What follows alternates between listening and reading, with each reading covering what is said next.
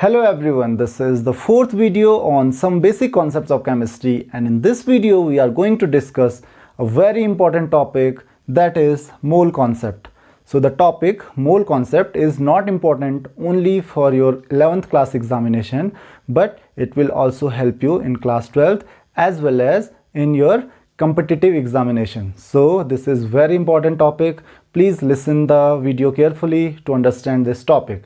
So first of all, we will see what is the meaning of this word here, that is mole, and why this word creates so many problems.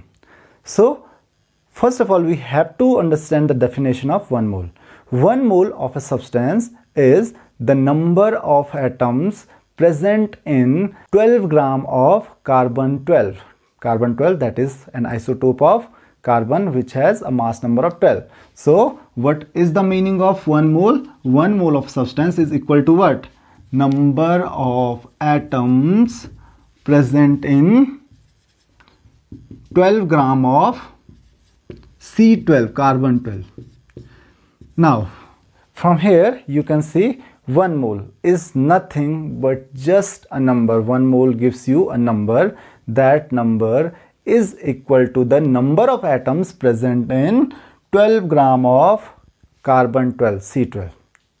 तो hope कि आपको ये बात समझ में आ गई होगी कि 1 मोल किसी भी सब्सटेंस का वो अमाउंट होता है जितने कार्बन 12 के 12 ग्राम में नंबर ऑफ एटम्स होते हैं. अब वो कितने होते हैं? So that is equal to 6.022 into 10⁻23. तो अगर आप मोल कॉन्सेप्ट में कंफ्यूज नहीं होना चाहते हो, अगर आप रियली समझना चाहते हो मोल का मतलब होता क्या है, तो 1 मोल का मतलब कुछ नहीं, ये नंबर होता है. 1 मोल का मतलब इतने पार्टिकल्स. जैसे आपने 1 डजन का मतलब सुना होगा. 1 डजन का मतलब क्या होता है? 1 डजन मतलब 12. तो आप 1 डजन किसी भी चीज़ का बोल सकते हो. 1 dozen banana, 1 dozen apples, 1 dozen eggs, 1 dozen people, 1 dozen books और कुछ भी.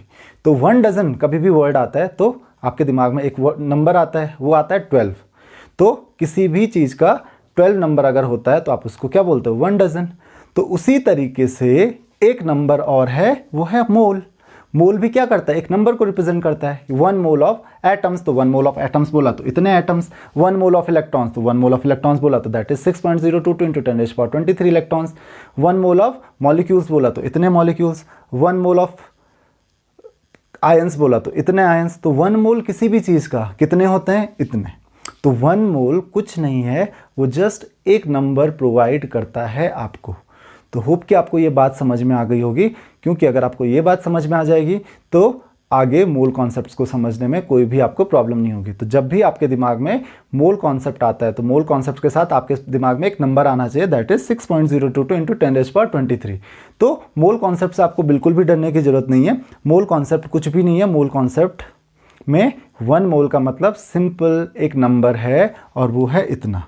हाँ, इससे आगे हमको कुछ चीज़ें ध्यान में रखनी है. जैसे एक वर्ड आता है हमारे पास, दैट इज मोलर मास. तो एक टर्म है हमारे पास मोलर मास. ये 2 वर्ड हो गए. Molar mass.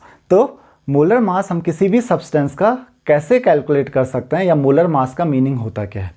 तो मोलर मास जैसे नाम ही सजेस्ट कर रहा है, मोलर कहाँ से आया है? मोल से. तो मोलर मास किसी भी सब्सटेंस का 1 मोल का मास होता है. अब किसी भी सब्सटेंस में 1 मोल का जो मास होगा उसको हम क्या कहेंगे? Molar mass. तो डेफिनेशन हो गई, the mass of 1 mole of a substance is known as its molar mass. अब देखिए, अब कार्बन 12 की बात करें तो कार्बन 12 में 1 मोल कितना होता है? That is number of atoms present in 12 ग्राम. तो 12 ग्राम में जितने एटम्स प्रेजेंट होते हैं, कितने एटम्स प्रेजेंट होते हैं? That is 6.022 into 10⁻23. तो अगर मैं इसको उल्टा बोलता हूँ कि इतने एटम्स का, इतने एटम्स मतलब क्या है? ये 1 मोल है. तो 1 मोल का जो मास होगा वो कितना होगा? वो 12 ग्राम. लेकिन किसके लिए? हो कार्बन के लिए. अब इसका मतलब आपको पता है कार्बन का एटॉमिक मास भी क्या होता है? 12 होता है. तो और मोलर मास भी क्या हो गया? 12 हो गया. बस मोलर मास किस चीज़ में है? ग्राम में. तो कार्बन का मोलर मास हो गया 12 ग्राम.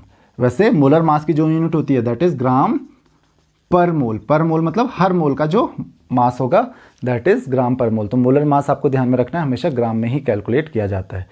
तो अगर वो एटम्स हैं तो उनके लिए जो एटॉमिक मास होता है, आपको पिछले वीडियो में मैंने बताया था 2 words, that is gram atomic mass and gram molecular mass. तो अगर वो एटम्स हैं तो उनका जो ग्राम एटॉमिक मास होगा वही उनका क्या होगा, मोलर मास भी होगा।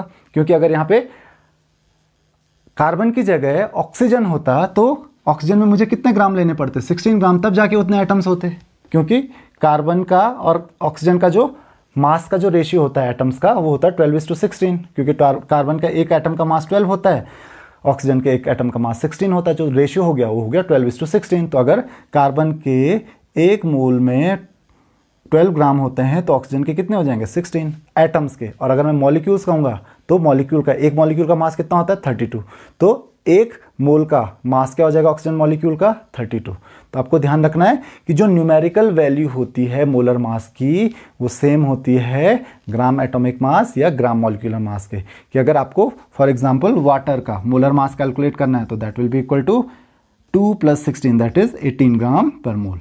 तो होप कि आपको ये बात समझ में आ गई होगी कि मोलर मास आप किसी भी सब्सटेंस का कैसे कैलकुलेट कर सकते हो। अब मोलर मास मैंने कैलकुलेट कर लिया, अब इससे हमको एक चीज़ पता चल गई कि कैसे हम रिलेशनशिप फाइंड कर सकते हैं between number of particles and mass. तो आपको पता है कि 1 मोल का जो मास होता है, 1 मोल का जो मास होता है, the mass of 1 mole of a substance is known as molar mass. और मोलर मास आपको पता है, मोलर मास क्या होता है, एक मोल का मास। वो कैसे आप कैलकुलेट कर सकते हैं, जो उसका ग्राम एटॉमिक या ग्राम मॉलिक्यूलर मास होता है उसी की जो न्यूमेरिकल वैल्यू होती है that is equal to molar mass. तो वाटर का मोलर मास आपको पता है। अब यहाँ पे आपको अगर रिलेशनशिप पता चल गई कि 1 मोल में कितने पार्टिकल्स होते हैं, दैट इज इक्वल टू, यहाँ पे मैं लिख लेता हूँ, that is equal to 6.022 into 10⁻23 particles. Particles इसलिए लिख रहा हूँ मैं कि वो एटम्स भी हो सकते हैं, वो मॉलिक्यूल्स भी हो सकते हैं, वो आयंस भी हो सकते हैं, वो कुछ भी हो सकते हैं। तो 6.022 इंटू 10⁻23 किसी भी पार्टिकल्स के अगर हमारे पास हैं तो उसको मैं क्या कहूँगा, 1 मोल। तो होप कि आपको ये बात समझ में आ गई होगी। अब बात आती है कि हम यहाँ से क्या रिलेशनशिप इस्टेब्लिश कर सकते हैं। तो एक एग्जाम्पल ही देख लेते हैं कि वाटर का जो 1 मोल का जो मास है दैट इज 18 ग्राम। कितना है, 18 ग्राम। तो अब आपको ये भी चीज़ पता है कि 1 मोल में कितने पार्टिकल्स होते हैं, 6.022 इंटू 10⁻23। यहाँ पे पार्टिकल्स क्या हैं, मॉलिक्यूल्स। तो आप कह सकते हो कि 1 मोल में वाटर के 6.022 इंटू 10⁻23 पार्टिकल्स होते हैं। और 1 मोल का जो मास होता है वाटर का वो होता है मोलर मास, उसका है 18 ग्राम। तो आप बोल सकते हो कि वाटर के 6.022 इंटू 10⁻23 मॉलिक्यूल्स का जो मास है वो है 18 ग्राम। तो अब मुझे ये बताइए कि वाटर के 1 मॉलिक्यूल का मास कितना होगा, 1 मॉलिक्यूल का मास कितना होगा, ग्राम में बताना है। अब आप सोचते हो कि वाटर का 1 मॉलिक्यूल का मास 18 होता है, वो होता है रिलेटिव एटॉमिक मास, उसकी कोई वैल्यू नहीं है, वो कोई यूनिट नहीं होती है मास की, वो जस्ट एक रेशियो होता है। तो आपको ध्यान में ये रखना है कि जो रिलेटिव एटॉमिक मास या रिलेटिव मॉलिक्यूलर मास होता है वो एक रेशियो होता है, उसके अलावा कुछ नहीं होता है। तो आपको यहाँ पे देखो, अब एक्चुअल मास तो आपको पता चल गया। मुझे 1 मॉलिक्यूल का मास एक्चुअल मास नहीं पता है, लेकिन मुझे 1 मोल का मास पता है। 1 मोल का मास कितना होता है वाटर का, 18 ग्राम। और 1 मोल में मुझे नंबर ऑफ मॉलिक्यूल्स भी पता है, वो कितना है, 6.022 इंटू 10⁻23। तो इसका मतलब मैं ये कह सकता हूँ ना कि 6.022 इंटू 10⁻23 मॉलिक्यूल्स का जो मास है वो 18 ग्राम है। तो अगर आपको पूछा जाए कि भाई 1 मॉलिक्यूल का मास बताइए तो कितना हो जाएगा, 18 डिवाइडेड बाय 6.022 इंटू 10⁻23। तो आपने बचपन में यूनिटरी मेथड पढ़ा होगा कि अगर हमारे पास 10 चॉकलेट 50 रुपए की आती हैं तो 4 चॉकलेट कितने की आएंगी। तो उसके लिए हम क्या करते थे कि सबसे पहले एक चॉकलेट की कॉस्ट निकालते थे कि 10 चॉकलेट 50 की आती हैं, एक chocolate 50/10 that is 5 rupees, 4 chocolate 5 × 4 20। तो सेम यहाँ पे भी हम यूज़ करेंगे। एक मॉलिक्यूल जो है वाटर का, आपको उसका मास कैलकुलेट करना है। तो आपको पता है 6.022 इंटू 10⁻23 मॉलिक्यूल्स का मास क्या होता है, 18 ग्राम। तो ये तो यूनिटरी मेथड हो गया। तो एक मॉलिक्यूल का कितना होगा, 18/6.022 इंटू 10⁻23। तो जरा जल्दी से बताइए कि इसका आंसर क्या आएगा। कमेंट बॉक्स में मुझे इसका आंसर बताइए कि एक मॉलिक्यूल का मास कितना होगा। अब एक मॉलिक्यूल का आपको मास पता चल गया तो आप 2, 10, 100, 1000, 10⁻20, 10⁻50, 10⁻25 कितने भी मॉलिक्यूल्स का मास कैलकुलेट कर सकते हो। तो अब यहाँ पे देखो रिलेशनशिप इस्टेब्लिश हो गई। एक तो मोल और मास के बीच में रिलेशनशिप स्टैब्लिश हो गई। दूसरा, मोल और नंबर ऑफ पार्टिकल्स के बीच में रिलेशनशिप स्टैब्लिश हो गई। अब आपको पता है कि 1 मोल में इतने पार्टिकल्स होते हैं, तो 2 मोल में कितने होंगे, 3 मोल में कितने होंगे, 4 मोल में कितने होंगे, 0.5 मोल में कितने होंगे, 1/10 मोल में कितने होंगे, बस मल्टीप्लाई कर देना इससे। और अब आपको पता चल गया कि मास भी कितना होता है। हाँ, मोलर मास अलग अलग सब्सटेंसेस का अलग अलग होगा, तो वो तो हम कैलकुलेट करना जानते ही हैं। तो होप कि आपको ये रिलेशनशिप समझ में आ गई होगी।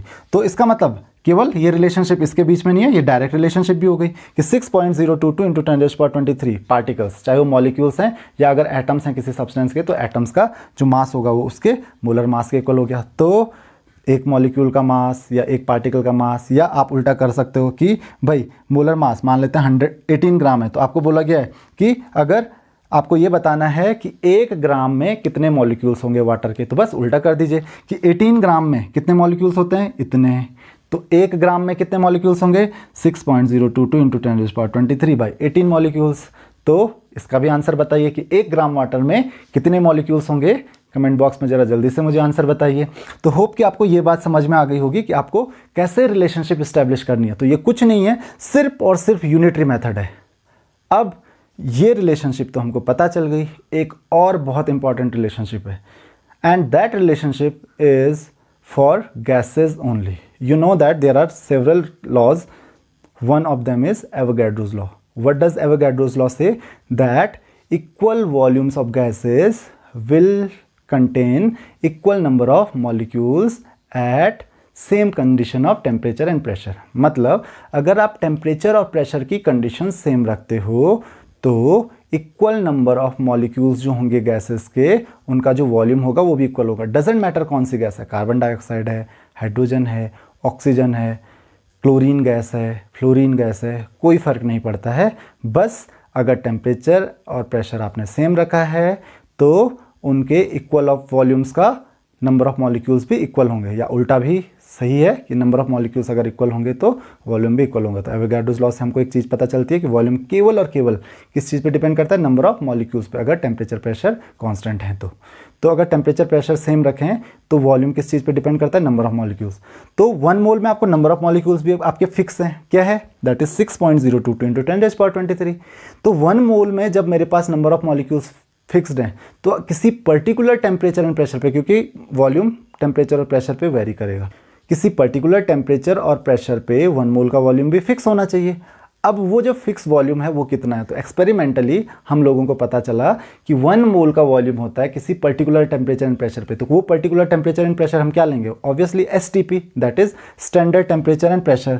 तो STP का ध्यान रखना, standard temperature and pressure, STP standard temperature. तो स्टैंडर्ड टेम्परेचर जो होता है आपका दैट इज 273 केल्विन, और स्टैंडर्ड प्रेशर जो होता है दैट इज 1 एटमॉस्फेरिक प्रेशर। तो ध्यान रखना 1 atm is standard pressure, 273 kelvin is standard temperature. तो इस टेम्परेचर और इस प्रेशर पे, अब ये टेम्परेचर प्रेशर मैंने फिक्स कर दिया और अब नंबर ऑफ मॉलिक्यूल्स भी फिक्स हैं, तो वॉल्यूम सारी गैसेस का जितनी भी हैं वो सेम होगा इन कंडीशंस पे, और वो होता है 1 मोल का जो वॉल्यूम होता है that is equal to 22.4 litre, that is equal to 22.4 litre. तो इस वॉल्यूम को ज़रा मुझे सेंटीमीटर क्यूब में बताइए, सेंटीमीटर क्यूब में कितना होगा ये वॉल्यूम। फर्स्ट वीडियो में हमने डिस्कस किया था कि what is the relationship between centimetre cube and litre. तो ज़रा जल्दी से मुझे ये बताइए कि ये सेंटीमीटर क्यूब में कितना आएगा। नाउ हमारे पास ये रिलेशनशिप ऑलरेडी है 3 चीज़ों के बीच में कि अगर 6.022 × 10⁻23 मॉलिक्यूल्स हमारे पास हैं तो उसको हम कहेंगे 1 मोल। तो 1 मोल में जो नंबर ऑफ पार्टिकल्स हैं वो इतने होते हैं। 1 मोल का जो मास होता है that is equal to molar mass, और 1 मोल का जो वॉल्यूम होता है वो गैसेस का होता है, तो 22.4 लीटर एट STP। तो 22.4 लीटर किसका होगा, ऑफ अ गैस, केवल गैस का, वो भी किस पे, स्टैंडर्ड टेम्परेचर एंड प्रेशर पे। तो अगर STP की कंडीशंस मेरे पास हैं तो उसके लिए मुझे वॉल्यूम भी पता चल गया। तो अब 1 मोल का जो वॉल्यूम होगा, 1 मोल गैस का जो वॉल्यूम होगा वो 22.4 लीटर होगा। तो आपको अगर नंबर ऑफ मोल्स कैलकुलेट करने हैं कि 22.4 लीटर मतलब आपको पता है 1 मोल होगा 22.4 लीटर में एट STP, हाँ, तो 1 लीटर में कितना हो जाएगा, दैट इज 1/22.4 लीटर।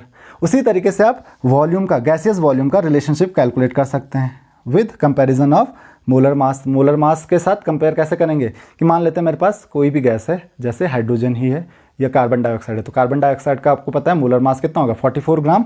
तो आप बोल सकते हो कि कार्बन डाइऑक्साइड का जो 1 मोल का जो मास होता है दैट इज़ 44 ग्राम, और 1 मोल का जो वॉल्यूम होगा एट STP वो होगा दिस 22.4 लीटर।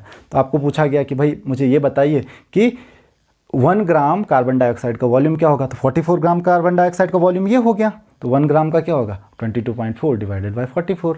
या उल्टा पूछा है कि 1 लीटर कार्बन डाइऑक्साइड का मास क्या होगा, आपको कुछ नहीं कुछ पूछा जाएगा, आपको सीधा पूछा जाएगा कि मुझे ये बताइए कि 1 लीटर कार्बन डाइऑक्साइड का मास क्या होगा। तो गिवन आपको कुछ नहीं होगा, आपको सिर्फ ये रिलेशनशिप याद रखनी है कि कार्बन डाइऑक्साइड तो मास और वॉल्यूम के बीच में रिलेशनशिप। तो आपको पता है कि 1 मोल का जो मास होता है दैट इज़ 44, 1 मोल का जो वॉल्यूम होता है दैट इज़ 22.4 एट STP। तो 22.4 लीटर इक्विवेलेंट है किसके 44 ग्राम के। 22.4 लीटर मतलब 1 मोल, 44 ग्राम मतलब 1 मोल। तो आप इक्वल कर सकते हो ना कि मास ऑफ 22.4 लीटर इज़ 44 ग्राम। तो मास ऑफ 1 लीटर क्या हो जाएगा 44 डिवाइडेड बाय 22.4। तो ये आप बहुत इजीली कैलकुलेट कर सकते हो और यही मोल कॉन्सेप्ट है, इसके अलावा कुछ भी नहीं है। तो होप कि आपको ये बात समझ में आ गई होगी कि आपको कैसे यूज़ करना है। आपको सिर्फ और सिर्फ बेसिकली देखा जाए तो मोल कॉन्सेप्ट में कुछ भी नहीं है, सिर्फ और सिर्फ ये रिलेशनशिप है। अगर आपको ये रिलेशनशिप समझ में आ गई तो आपको पूरा मोल कॉन्सेप्ट, आप मोल कॉन्सेप्ट का एक एक क्वेश्चन बहुत इजीली सॉल्व कर सकते हो। साथ में आपको एक चीज़ आनी चाहिए यूनिटरी मेथड, और वो मुझे उम्मीद है कि आपको पता होगी क्योंकि आप बहुत छोटी क्लासेस से 5th या 6th क्लासेस से आप यूनिटरी मेथड पढ़ना शुरू कर देते हो। तो यूनिटरी मेथड आपको पता होना चाहिए और रिलेशनशिप आपको पता होनी चाहिए कि हाँ इतने पार्टिकल्स में इतना वॉल्यूम होता है, इतने पार्टिकल्स इक्वल टू 1 मोल, इतना वॉल्यूम इक्वल टू 1 मोल, तो इतने पार्टिकल्स इक्वल टू इतना वॉल्यूम, वो गैसेस के लिए। या मॉलिक्यूलर मास, तो इतने पार्टिकल्स का मास इतना होता है क्योंकि 1 मोल में इतने पार्टिकल्स होते हैं, 1 मोल में इतना मास होता है, इसका मतलब इतने पार्टिकल्स में इतना मास हो गया। तो आप पार्टिकल्स और मास का रिलेशनशिप, तो इतने मास में कितने पार्टिकल्स होंगे या इतने पार्टिकल्स का मास कितना होगा वो आप इजीली कैलकुलेट कर सकते हो। तो चलिए कुछ न्यूमेरिकल्स देख लेते हैं which are based on mole concept. तो न्यूमेरिकल्स डिस्कस करने से पहले हम कुछ फॉर्मूले देख लेते हैं। जैसे कि आपको पता है कि किसी भी मास का सब्सटेंस होता है mass of 1 mole. Mass of 1 मोल क्या होता है, mass of 1 mole of substance को हम लोग क्या कहते हैं, दैट इज मोलर मास। लेकिन अगर मुझे मास दिया हुआ है बहुत सारे मोल्स का या कम मोल्स का, मास ऑफ मान लेते हैं n मोल्स है, तो मास ऑफ n मोल्स क्या हो जाएगा, that is n into molar mass. n क्या है मेरे पास यहाँ पे, नंबर ऑफ मोल्स है, तो n इंटू मोलर मास। तो अगर मैं n की वैल्यू कैलकुलेट करूँ तो n इक्वल टू क्या हो जाएगा, mass of n moles that is mass या गिवन मास जो आपको गिवन है n मोल्स का मास, तो that is given mass divided by molar mass. तो यहाँ पे आपको नंबर ऑफ मोल्स का फॉर्मूला मिल गया। अब ये फॉर्मूला तो बहुत डिफिकल्ट है नहीं, अगर आपको याद नहीं भी है तब भी आप इजीली कैलकुलेट कर सकते हो। तो number of moles equal to क्या हो जाएगा, mass of the substance given mass of the substance divided by molar mass of the substance. तो ये एक रिलेशनशिप थी जो आपको ध्यान में रखनी बहुत ज़रूरी है। उसके साथ साथ कुछ और टर्म्स आ जाते हैं क्योंकि हो सकता है कि आप जब मोल कॉन्सेप्ट के क्वेश्चन सॉल्व कर रहे हो तो आपके पास ये टर्म्स आ जाएं। तो कुछ और टर्म्स हैं जैसे इक्विवेलेंट मास। तो पहले हम लोग इक्विवेलेंट मास समझ लेते हैं और फिर हम ग्राम इक्विवेलेंट मास को इजीली समझ लेंगे। तो इक्विवेलेंट मास का जो फॉर्मूला होता है, equivalent mass of an element, अगर इक्विवेलेंट मास हम किसी भी एलिमेंट का कैलकुलेट करना चाहते हैं तो वो बहुत इजी कैलकुलेट कर सकते हो आप, that is equal to atomic mass of the element divided by its valency. For example अगर आपको सोडियम का इक्विवेलेंट मास कैलकुलेट करना है तो क्या हो जाएगा, atomic mass of sodium divided by valency of sodium. Valency तो आपको पता है कि वो जब कोई आयन फॉर्म करता है वो तो कितना इलेक्ट्रॉन गेन या लूज करता है, या कोवैलेंसी भी कितने इलेक्ट्रॉन्स वो शेयर करता है। तो atomic mass divided by valency. तो सोडियम की वैलेंसी कितनी होती है 1, क्योंकि वो एक इलेक्ट्रॉन लूज करता है। तो सोडियम की वैलेंसी 1 होती है, एटॉमिक मास बाय 1। तो सोडियम का इक्विवेलेंट मास क्या हो जाएगा, उसके एटॉमिक मास के। लेकिन अगर यहीं पे मैं मैग्नीशियम का इक्विवेलेंट मास कैलकुलेट करना चाहूँ तो इक्विवेलेंट मास मैग्नीशियम का क्या हो जाएगा, उसका एटॉमिक मास होता है 24 बाय वैलेंसी। वैलेंसी क्योंकि वो 2 इलेक्ट्रॉन्स लूज करता है, +2 आयंस फॉर्म करता है बाय 2, तो हो जाएगा 12। तो मैग्नीशियम का हो गया उसके एटॉमिक मास का हाफ। अब यहाँ पे केवल एलिमेंट्स के लिए नहीं पूछा जाता है, एलिमेंट्स के साथ साथ यहाँ पे सॉल्ट्स के लिए पूछा जा सकता है, एसिड्स के लिए पूछा जा सकता है, बेसिस के लिए पूछा जा सकता है। तो ध्यान रखना यहाँ पे अगर वैलेंसी की जगह अगर एसिड्स के लिए पूछा गया तो वैलेंसी के लिए क्या हो जाएगा, वैलेंसी की जगह पे इसकी बेसिसिटी। बेसिसिटी का मतलब होता है कि एक मॉलिक्यूल उस एसिड का कितने H+ आयंस फॉर्म करता है। फॉर एग्जांपल HCl है तो HCl का एक मॉलिक्यूल कितने H+ आयन फॉर्म करता है, एक, तो उसकी बेसिसिटी क्या होगी, 1। उसी तरीके से H2SO4 का एक मॉलिक्यूल कितने H+ आयन देगा, 2, तो उसकी बेसिसिटी हो जाएगी 2। तो उसका एटॉमिक मास की जगह पे यहाँ पे आ जाएगा molecular mass divided by acidity या फिर बेसिसिटी। एसिडिटी किसके लिए आएगा, वो आएगा बेसिस के लिए। बेसिस की एसिडिटी क्या होती है, जितने OH- आयंस फॉर्म करता है। तो फॉर एग्जांपल अगर आपको बेसिसिटी चेक करनी है किसकी, NaOH की, तो वो कितने OH- आयन देगा, ये देगा 1, तो उसकी बेसिसिटी हो जाएगी 1। उसी तरीके से आपको CaOH होल ट्वाइस का कैलकुलेट करना है तो इसकी बेसिसिटी हो जाएगी 2। तो इस तरीके से आप इक्विवेलेंट मास कैलकुलेट कर सकते हो। तो होप कि आपको बात समझ में आ गई होगी कि इक्विवेलेंट मास होता क्या है। जनरली इक्विवेलेंट मास बहुत यूजफुल होता है जब हम टाइट्रेशन करते हैं। अब आ जाते हैं हम लोग ग्राम इक्विवेलेंट मास पे। तो ग्राम इक्विवेलेंट मास, तो वो क्या होता है, नाम से ही पता चल रहा है, दैट इज इक्विवेलेंट मास। बस उसको हम क्या लिख लेते हैं, ग्राम में नोट करते हैं। तो जैसे मोलर मास होता है वैसे ही ग्राम इक्विवेलेंट मास भी होता है, वो ग्राम में आता है। तो हम क्या करते हैं, इक्विवेलेंट मास जैसे कैलकुलेट करते हैं वैसे ही कैलकुलेट करेंगे और बस उसको ग्राम में लिख देंगे। तो जैसे हम मोलर मास कैलकुलेट करते थे तो आप यहाँ पे, क्योंकि एटॉमिक मास या मॉलिक्यूलर मास जो होता है वो न्यूमेरिकली इक्वल होता है किसके,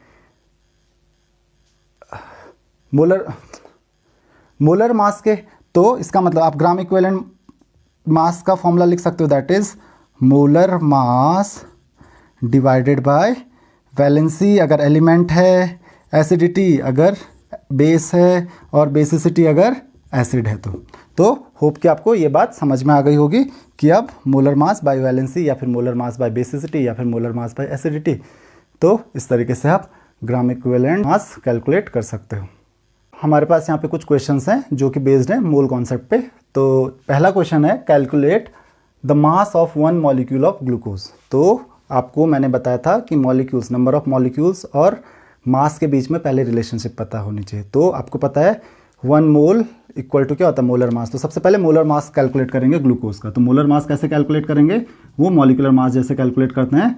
फॉर्मूला क्या होता है ग्लूकोज का, C6H12O6। तो that will be equal to 6 × 12 plus 1 into या 12 इंटू 1 प्लस 6 एटम्स ऑक्सीजन है तो इंटू 16, क्योंकि ऑक्सीजन का एटॉमिक मास 16 होता है। तो that will be equal to 72 plus 12 plus 16 into 6 that is 96। तो ये हमारे पास हो गया overall, that is equal to 180 gram per mole. तो आपको मोलर मास मिल गया। तो इसका मतलब 1 मोल का जो मास होता है 180 ग्राम होता है। और 1 मोल में कितने एटम्स होते हैं, मैंने आपको बताया था एटम्स या मॉलिक्यूल्स। यहाँ पे मॉलिक्यूल्स हैं तो आप बोल सकते हो कि mass of 1 mole that is 6.022 into 10⁻23 molecules. वो कितना हो गया, दैट इज मोलर मास। तो that will be equal to 180 gram. Molar mass कितना है, mass of 1 mole that is 180 gram. तो ये बात आपको समझ में आ गई होगी। तो मास ऑफ 1 मॉलिक्यूल आप इजीली कैलकुलेट कर सकते हो, that is 180 divided by 6.022 into 10⁻23 ग्राम। तो ज़रा जल्दी से मुझे आंसर बताइए कि इसका आंसर क्या आ रहा है कमेंट बॉक्स में।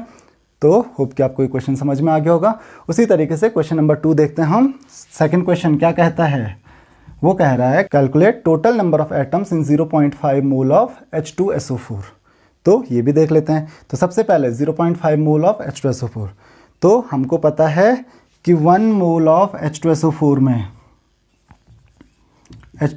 में कितने मॉलिक्यूल्स होते हैं, दैट कंटेन्स 6.022 इंटू 10⁻23 मॉलिक्यूल्स। ये तो मॉलिक्यूल्स होते हैं क्योंकि H2SO4 कंपाउंड है तो मॉलिक्यूल ही फॉर्म करेगा। लेकिन हमको क्या पूछा गया है, एटम्स। तो सबसे पहले देखो एक मॉलिक्यूल्स में कितने एटम्स है हमारे पास यहाँ पे। तो 2 एटम्स तो हाइड्रोजन के हो गए, प्लस 1 एटम सल्फर का हो गया और प्लस 4 एटम ऑक्सीजन के हो गए। तो टोटल कितने एटम्स हो गए, 7 एटम्स अलग अलग एलिमेंट्स के। तो टोटल एक मॉलिक्यूल में 7 एटम्स हैं, अलग अलग एलिमेंट्स के 7 एटम से मिलके एक मॉलिक्यूल बना हुआ है। अब एक मॉलिक्यूल में 7 एटम्स हैं और हमारे पास टोटल मॉलिक्यूल्स कितने हैं, इतने। तो नंबर ऑफ एटम्स कितने हो जाएंगे, तो that is equal to 7 into 6.022 into 10⁻23 atoms. तो 1 मोल ऑफ H2SO4 में हमारे पास कितने एटम्स हो जाएंगे, 7 इंटू दिस, क्योंकि हमारे पास टोटल मॉलिक्यूल्स इतने हैं। तो अगर टोटल मॉलिक्यूल्स इतने हैं और एक मॉलिक्यूल में 7 एटम्स होंगे तो इतने मॉलिक्यूल्स में कितने एटम्स होंगे, 7 इंटू दिस। सिंपल मैथ्स है, 3rd-4th क्लास की मैथ्स है।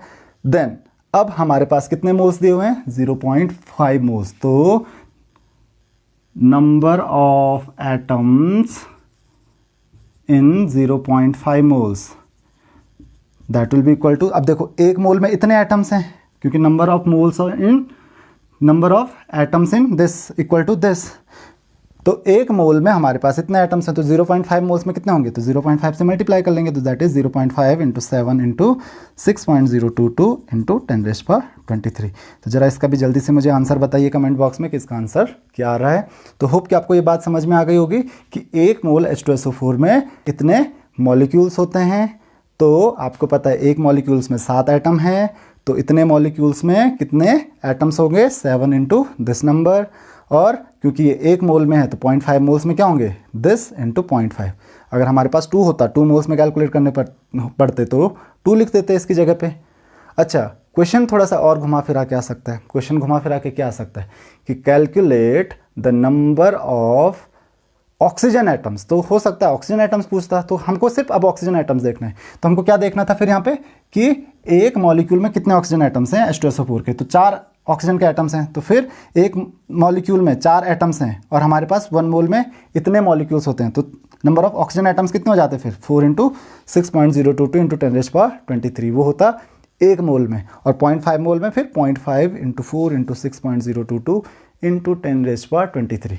तो बस आपको सबसे पहले यही देखना है कि एक मोल में आपको पता है कितने मॉलिक्यूल्स होंगे और एक मॉलिक्यूल में कितने एटम्स होंगे।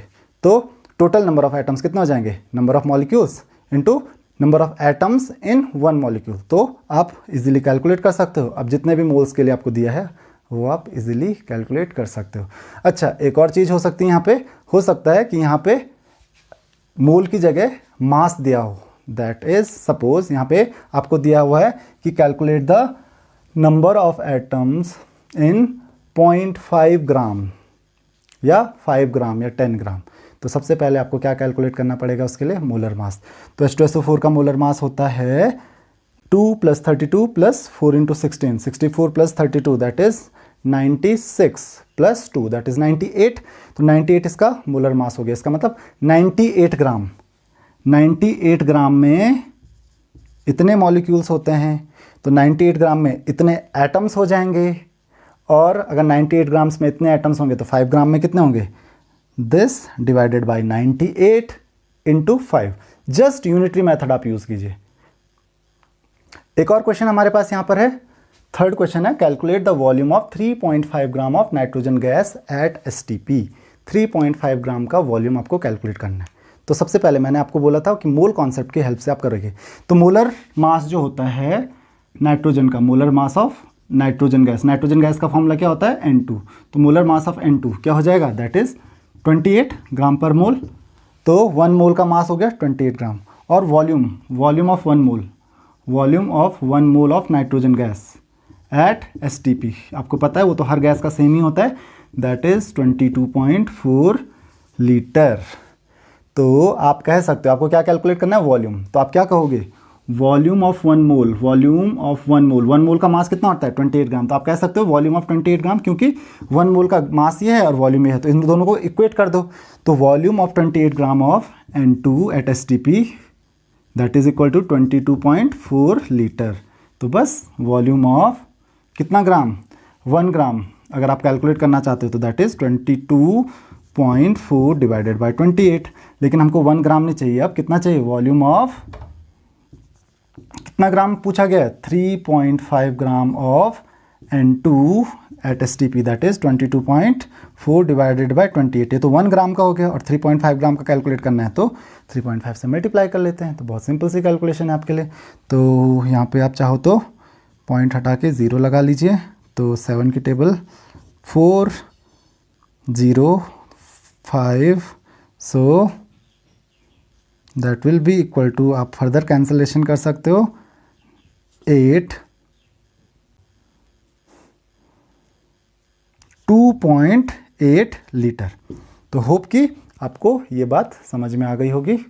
तो यहाँ पे हमारे पास एक और क्वेश्चन है, that is 1 lakh atoms of gold way 3.271 into 10⁻⁻17 gram, calculate atomic mass of the gold. तो अब इस तरीके के क्वेश्चंस में आपको बिल्कुल भी घबराना नहीं है। देखो, आपको पता है कि एटॉमिक मास आपको कैलकुलेट करना है। एटॉमिक मास का रिलेशन होता है मोलर मास से। मोलर मास और एटॉमिक मास, क्योंकि गोल्ड एलिमेंट है तो किसी भी एलिमेंट का मोलर मास और एटॉमिक मास डायरेक्ट रिलेटेड होता है। उनकी न्यूमेरिकल वैल्यूज सेम होते हैं, बस यूनिट अलग अलग होती हैं। एटॉमिक मास AMU में कैलकुलेट करते हैं और मोलर मास ग्राम्स में। तो हम मोलर मास कैलकुलेट कर लेंगे, एटॉमिक मास की न्यूमेरिकल वैल्यू तो वही हो जाएगी गोल्ड की। तो बस यही चीज़ आपको ध्यान में रखनी है। तो चलिए देखते हैं। तो 1 लाख एटम्स गोल्ड का जो है मास आपको दिया हुआ है वो इतना ग्राम है। तो आपको कैलकुलेट करना है एटॉमिक मास। तो एटॉमिक मास नहीं, हम क्या करेंगे, मोलर मास। तो क्या करेंगे, मास ऑफ 1 लाख, 1 लाख में कितना होता है, that is 10⁵ atoms of gold. कितना दिया हुआ है, that is equal to 3.271 into 10⁻⁻17। तो मुझे बताइए mass of 1 atom of gold क्या हो जाएगा, एक एटम का मास क्या हो जाएगा, that is equal to 3.271 into 10⁻⁻17 divided by 10⁵। वो कितना हो जाएगा, दैट इज 3.271 इंटू 10⁻⁻17, ऊपर जाके माइनस हो जाएगा तो 10⁻⁻17 -5 ये हो जाएगा 10⁻22। अब हमको क्या कैलकुलेट करना है, mass of 1 mole of gold, that is called molar mass. और 1 मोल में कितने एटम्स होते हैं, 6.022 इंटू 10⁻23। तो बस यही बात आपको ध्यान में रखनी है।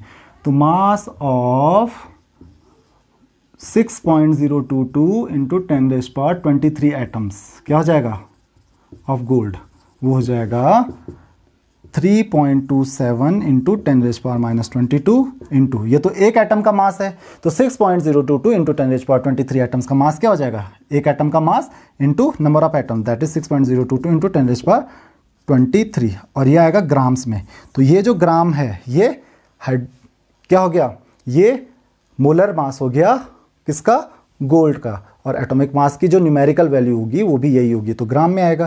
तो एटॉमिक मास क्या हो जाएगा, atomic mass equal to same value. जरा मुझे जल्दी से कैलकुलेट करके बताइए कि वैल्यू क्या आ रही है, और यही उसका एटॉमिक मास भी हो जाएगा इन AMU, एटॉमिक मास यूनिट्स।